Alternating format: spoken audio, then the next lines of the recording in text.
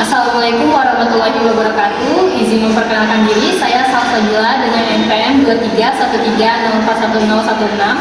Di video kali ini saya ingin mempraktikkan keterampilan 5, yaitu memimpin kelompok diskusi kecil. Selamat menyaksikan.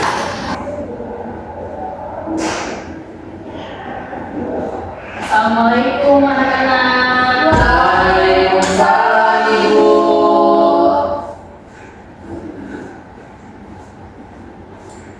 Gimana kabarnya hari ini? Alhamdulillah Baik, sehat semua? sehat. Ada yang nggak hadir? Hadir semua. Hadir semua. Alhamdulillah kalau sehat semua. Baik, sebelum mulai pelajaran pada hari ini, ketua kelas bisa memimpin doa terlebih dahulu ya. Baik Ibu. Baik teman-teman, sebelum kita mulai pelajaran pada hari ini, marilah kita berdoa menurut agama dan kepercayaan masing-masing. Berdoa, mulai. Berdoa selesai. Baik, terima kasih ya. Sama-sama Ibu. Baik, sebelum itu Ibu mau mengecek kehadiran anak-anak dulu ya. Siapa tahu ada yang nggak hadir atau ada yang sakit. Kalau misalnya ada yang sakit, bisa ke UKS, izin ke Ibu ya. Baik Ibu. Baik, untuk presensi yang pertama, Astia Tanah Pratiwi. Hadir Ibu. Hadir. Muhammad Wisnumurti. Hadir Ibu. Hadir. Zahira Sofa. Hadir Ibu. Baik, hadir semua ya. Oke. Materi hari ini kita masuk ke materi yang baru, yaitu membaca teks prosa. Nah, minggu lalu kita sudah membahas teks puisi nih. Ada yang masih ingat nggak apa sih itu teks puisi? Silakan Zahira. Teks puisi adalah karangan yang mengungkapkan pikiran dan perasaan penyair dengan mengutamakan keindahan kata-kata, irama dan majas, Bu. Ya, benar sekali Zahira. Berarti masih ingat ya tentang tadi karangan penyair ya? Yang apa Zahira?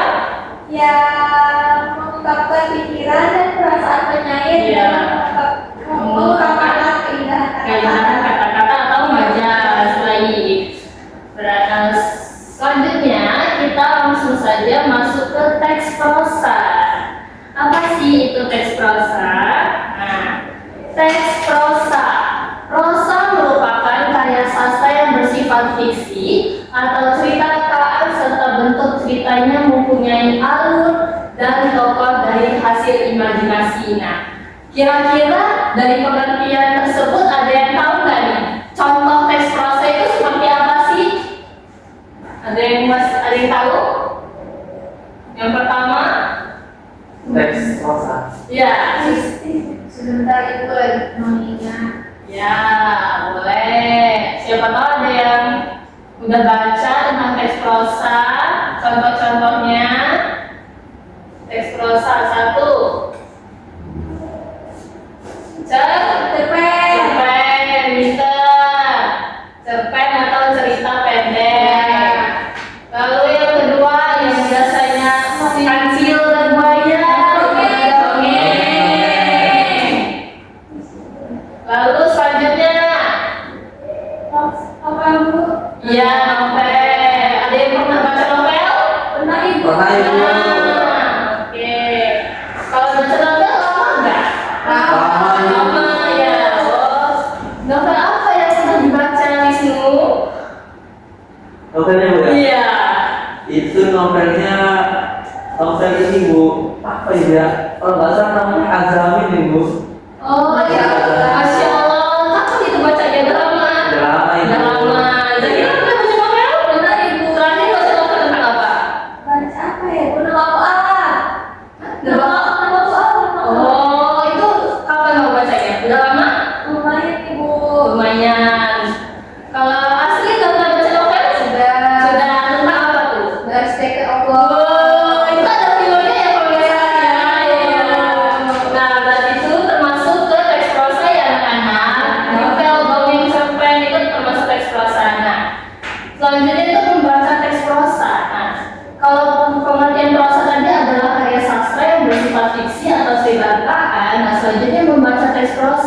Membaca teks prosa adalah kegiatan memahami dan mendalami karangan bebas yang tidak terikat pada aturan rima dan irama. Jadi membaca teks prosa itu sama aja seperti membaca novel, membaca dongeng, dan lain sebagainya. Nah, selanjutnya itu setelah membaca teks prosa kita ada namanya apresiasi sastra. Nah, apresiasi itu tuh sama aja seperti menafsirkan dan mengevaluasi. Nah, yang pertama itu kita akan membahas langkah-langkah menafsirkan teks prosa. Yang pertama, membaca teks prosa, yaitu pastinya contohnya kalian mau membaca sebuah novel, dan berarti kalian baca novelnya secara mendalam untuk menafsirkannya. Lalu yang kedua ada menganalisis dan menjelaskan pemaknaan unsur intrinsik dan eksplisitnya. Nah, jadi langkah yang kedua ini kalian tentuin nih unsur intrinsiknya itu apa, eksplisitnya itu apa, gitu. Lalu yang terakhir itu adalah menyimpulkan makna keseluruhan teks prosa. Nah, jadi yang ketiga ini kalian simpulin nih makna secara keseluruhan dalam teks prosa tersebut berbentuk cerpen atau novel. Nah, ini adalah langkah-langkah menafsirkan teks prosa. Selanjutnya itu ada apresiatif, langkah-langkah membaca apresiatif. Yang pertama sama seperti yang tadi, yaitu pastinya membaca teks prosa. Jadi kalian kalau misalnya prosanya mau cerpen atau novel, jadi kalian baca dulu tuh cerpen atau novel yang kalian pilih, lalu kalian pahami secara mendalam cerpen itu menceritakan tentang apa, novel itu menceritakan tentang apa, begitu. Lalu yang kedua ada menghargai dan menikmati teks prosa. Seperti apa sih? Nah, ini ada 4 bagian. Yang pertama, bagian mana yang kalian hargai sebagai kelebihan atau kekuatan teks. Lalu yang kedua, apa yang menarik perhatian kalian setelah membaca teks. Lalu yang ketiga, apa yang paling berkesan, dan yang terakhir, bagaimana perasaan kalian. Nah, contohnya itu seperti ini. Membaca cerpen berjudulnya Penggali Sumur yang Ingin Pensiun, karya Selo Lamatapo, secara berulang-ulang. Terus lalu yang kedua itu bagian mana yang kalian hargai sebagai kelebihan atau kekuatan. Nah, sebagai contoh itu adalah di bagian tokoh dan penokohan, latar, dan tempat sebagai kelebihan dan kekuatan teks cerpen tersebut. Lalu yang terakhir ini, apa sih yang menarik perhatian dari cerpen tersebut? Itu keberadaan sumur umum di kampung Ombanus tidak hanya memperpanjang hidup warga kampung pada musim kemarau, tetapi juga menumbuhkan cinta, persaudaraan, keakraban, dan kebersamaan warga kampung. Lalu yang bagian siapa yang paling berkesan setelah kalian membaca teks cerpen tersebut? Nah, di contoh salah satu ini yaitu tentang nilai filosofis, alasan Ombanus menekuni pekerjaan sebagai penggali sumur. Lalu yang terakhir, bagaimana perasaan kalian setelah membaca teks cerpen. Nah, contohnya di sini adalah perasaannya jadi miris dan juga pembaca jadi ikut sedih begitu saat setelah membaca teks cerpen penggali sumur tadi. Lalu selanjutnya, yang terakhir itu ada mengevaluasi teks prosa. Mengevaluasi, ada yang tahu apa itu mengevaluasi? Apa sih? Iya benar, nilai asli. Mengevaluasi itu berarti menilai. Nah, langkah-langkah mengevaluasi teks prosa itu ada 4. Yang pertama itu mengevaluasi secara keseluruhan. Berarti kalian menilai tentang kekurangan dan kelebihan teks prosa. Misal kalian membaca novel, berarti kalian menilai kekurangan dan kelebihan novel tersebut. Lalu yang kedua, mengevaluasi tokoh dan penokohan. Evaluasi dilakukan pada inovasi dan keunikan penggambaran atau pengembangannya. Jadi penggambaran tokohnya itu seperti apa, penokohannya itu seperti apa, begitu. Lalu yang ketiga, ada mengevaluasi latar. Contohnya itu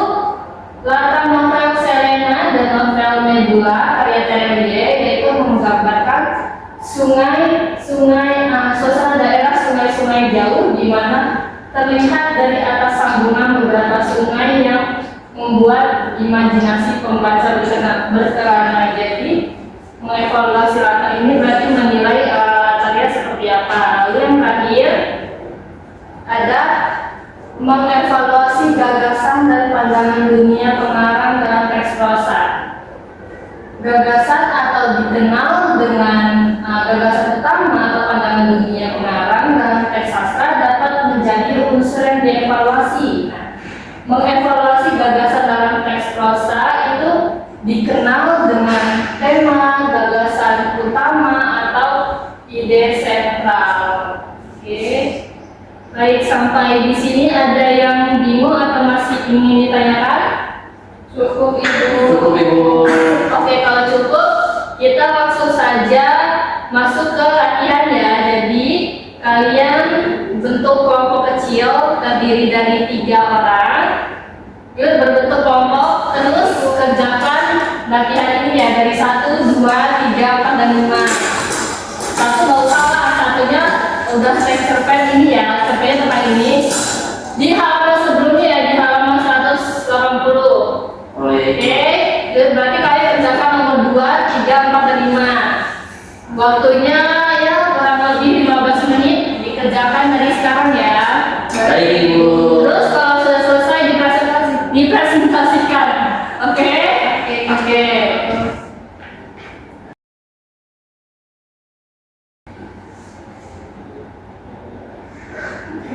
Oke.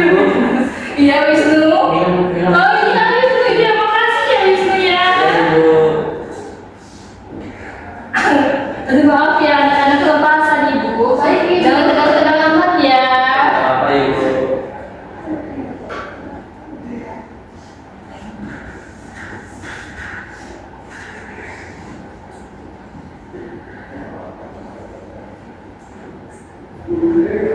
Tulis ya, tulis. Oke Ibu. Ibu minum bentar ya.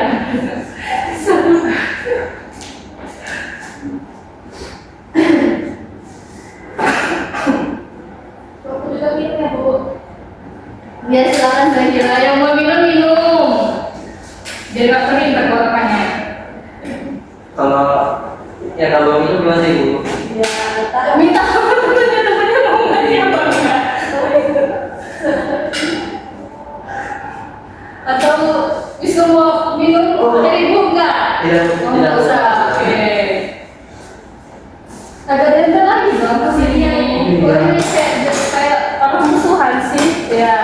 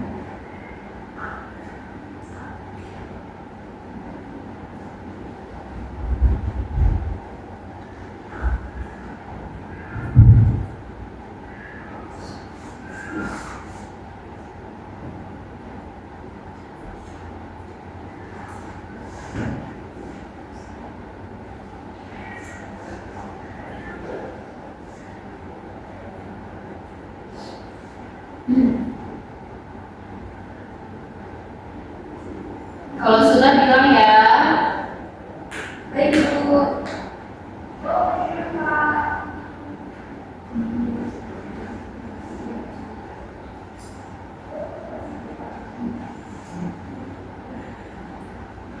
Sudah Ibu. Baik, yang sudah kelompok berapa? 1 Ibu. Silakan kelompok 1 maju ke depan, presentasikan hasilnya. Ya, Pak. Ya, sini.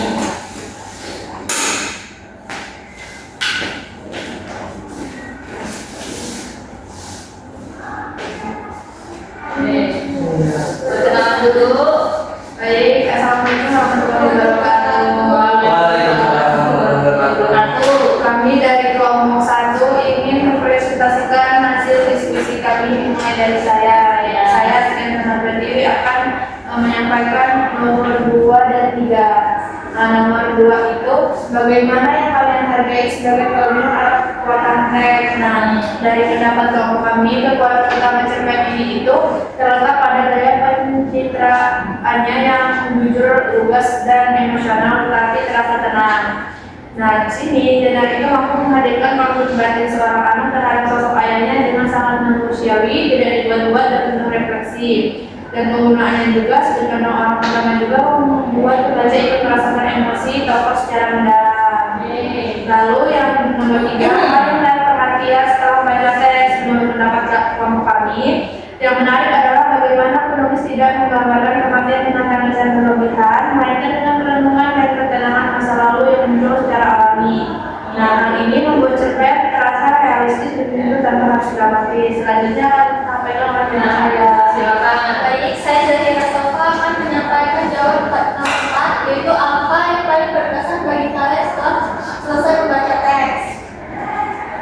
Menurut kelompok kami, yang paling berkesan adalah cara tokoh utama berdamai dengan masa lalunya dan perasaannya terhadap sang ayah. Momen ketika ia menyadari bahwa meskipun hubungan mereka tidak sempurna, ada kasih yang tersisa. Hal itu sangat menyentuh dan mengubah empatimu. Oke, selanjutnya yang terakhir apa tuh rasanya? Baik Ibu, saya Muhammad Bismurti akan menjawab pertanyaan. Bagaimana perasaan kalian setelah membaca teks ini? Ya. Perasaan kami setelah membaca teks ini yaitu muncul perasaan haru, sedih, tetapi juga hangat. Cerpen ini mengajak membaca merenung tentang arti kehilangan, pengampunan, dan hubungan antara anak dan orang tua yang seringkali rumit namun tetap dilandasi kasih sayang. Oke, tepuk tangan buat kelompok 1. Terima kasih. Wassalamualaikum Warahmatullahi wabarakatuh. Waalaikumsalam warahmatullahi wabarakatuh. Silakan duduk. Terima kasih ya. Nah, itu tadi salah satu contoh dari kelompok 1 yaitu tentang apresiatif teks cerpen pada cerpen saat ayah meninggal dunia. Berarti kelompok 1 sudah paham semua ya? Sudah. Oke, baik. Karena waktunya sudah mau habis juga, jadi langsung saja kita simpulkan pada pembelajaran pada hari ini itu bahwa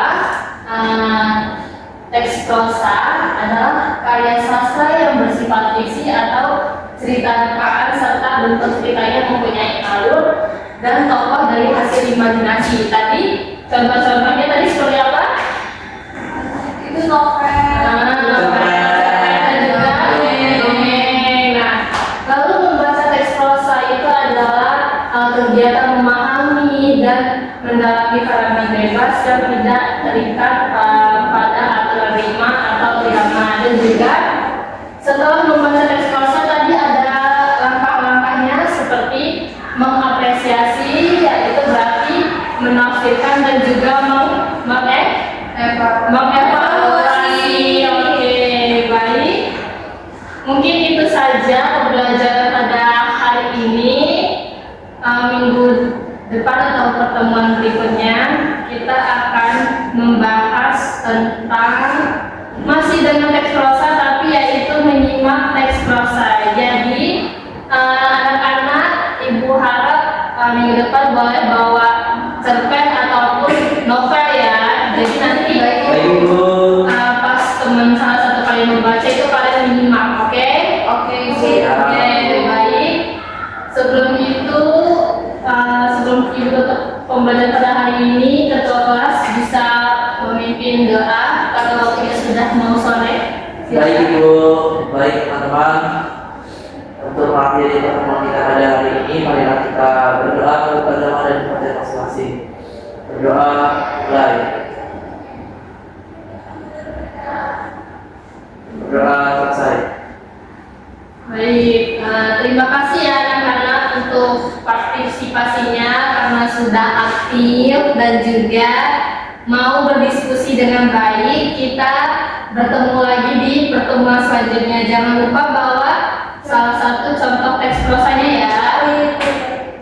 Dan jangan capek, ibu males loh bawa ibu nggak ada cerpen novel. Kalian boleh deh kalau misalnya nggak ada cerpen ataupun novel bisa lihat di gawainya ya, tapi usahakan bawa bentuk fisiknya, oke? Ya Ibu. Baik, Ibu tutup pembelajaran pada hari ini. Terima kasih anak-anak, Ibu akhiri. Wassalamualaikum warahmatullahi wabarakatuh. Waalaikumsalam warahmatullahi wabarakatuh. Terima kasih Ibu.